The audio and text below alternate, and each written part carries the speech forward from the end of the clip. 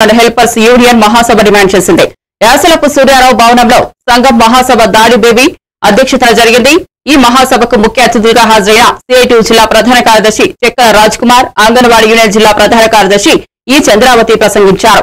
యాప్లను రద్దు చేయాలని, కనీస వేతనాలు అమలు చేయాలని వీరంతా ప్రభుత్వాన్ని కోరారు. అంగన్వాడీలను కేంద్ర రాష్ట్ర ప్రభుత్వాలు చాలా నిర్లక్ష్యంగా చూస్తున్నాయని అన్నారు.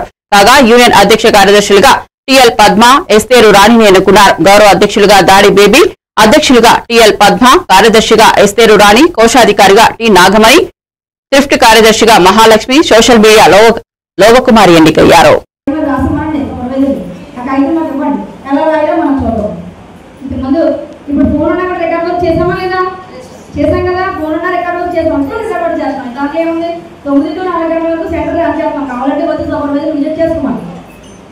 అంతేగాని ఇప్పుడు సూపర్వైజర్లు 11,000 రూపాయలు సూపర్వైజర్లు అన్నారు, 11,000 రూపాయలు ఇవ్వలేదు వాళ్ళు. కానీ వాళ్ళు ఇప్పుడు ఫోన్లు తీసుకుని అంగన్వాడీ హాజరు కొట్టేస్తారు. అది సంఘానికి నష్టమా లాభమా? సొంత పనులు యాప్లు వేస్తున్నారు మనవాళ్ళు. సంఘానికి నష్టమా లాభమా? ఇలాంటి వాళ్ళ వల్ల సంఘానికి నష్టం. మనందరం ఆగే కాబట్టి 5G ఫోన్లు వచ్చేస్తాయని 15వ తారీఖు వచ్చేస్తాయి. అయితే దాంట్లో కొన్ని లిటిగేషన్ పెట్టారు. జిల్లాకే పరిమితం, ఇతర జిల్లాకి వెళ్తే టికెట్ తీసుకోవాలని పెట్టారు.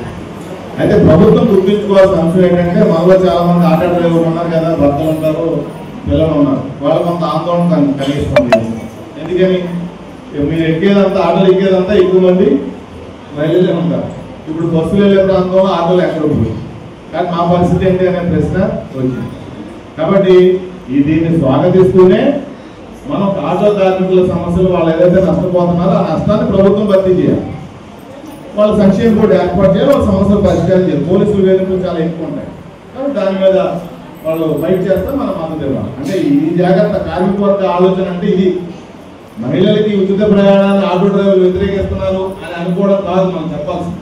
దాన్ని స్వాగతిస్తూనే ఆటో డ్రైవర్ల సమస్యలు పరిష్కారం